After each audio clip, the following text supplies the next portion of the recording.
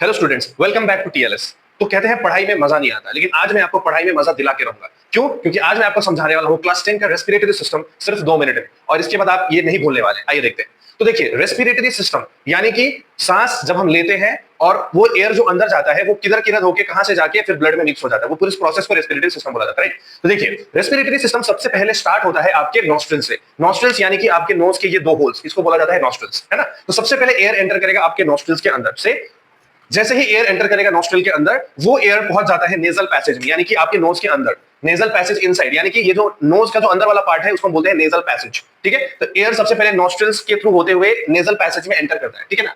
एक बार nasal passage में air enter कर जाए तो फिर नेजल पैसेज के अंदर प्रेजेंट होता है 2 चीज। एक होता है आपका म्यूकस और दूसरा होता है फाइन हेयर्स। छोटा छोटा फाइन हेयर्स प्रेजेंट होता है जो कि नोज के अंदर प्रेजेंट होता है। उसका काम क्या है? वो जो है वो एयर जो अंदर जा रहा है ना, नेजल पैसेज में जो एयर अंदर गया है उसको वो क्या कर देता है? फिल्टर कर देता है, यानी कि जो भी डस्ट पार्टिकल्स है या जो भी हार्मफुल पार्टिकल्स है उसको वो फिल्टर कर देता है। ये है काम आपका म्यूकस और फाइन हेयर्स का, जो कि हमारे नोज में प्रेजेंट होता है, राइट? एक बार ये फिल्ट्रेशन हो जाए तो फिर नोज से जो एयर है वो एंटर करता है विंड पाइप में। हमारे विंड पाइप में एयर आ जाता है एक बार नेजल पैसेज में, उसका फिल्ट्रेशन हो जाने के बाद एयर कहां आता है? विंड पाइप में, है ना? अब विंड पाइप को हम ट्रैकिया के नाम से भी जानते हैं, तो आपको दोनों नाम याद रखना है। नाउ एक बार विंड पाइप जो कि ट्रैकिया है, यहां आप देख सकते हैं कि नोज से नेजल पैसेज से ट्रैकिया में आ गया, तो ये एयर अब यहां आ चुका है, ठीक है? अब ये ट्रैकिया जब नीचे आता है, यानी कि जो फूड पाइप विंड पाइप है जब वो नीचे आ रहा है तो आके वो 2 डिफरेंट पार्ट्स में डिवाइड हो जाता है, ठीक है? अब ये जो 2 डिफरेंट पार्ट्स है जो आके ट्रैकिया डिवाइड हुआ, इसको हम बोलते हैं ब्रोंकाई। तो यानी कि 2 आपको ऐसा ब्रोंकाई देखने के लिए मिल रहा है, ठीक है? कितना ब्रोंकाई मिल रहा है? 2 ब्रोंकाई मिल रहा है, ठीक है?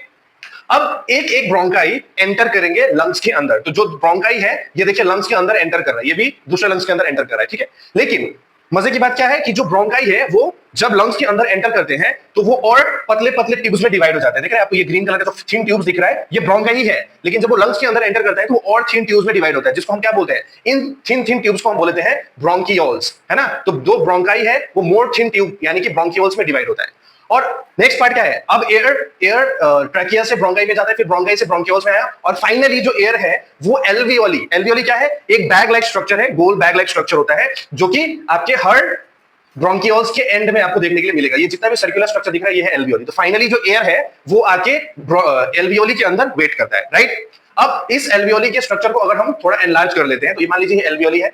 अब एल्वियोली के अंदर ये ऑक्सीजन वाला एयर जो हम लोग इनहेल किए थे वो पहुंच चुका है, ठीक है? अब एल्वियोली जो होता है उसके साथ कनेक्टेड होते हैं ब्लड वेसल्स, ठीक है, जिसको हम बोलते हैं एल्वियोलर ब्लड वेसल।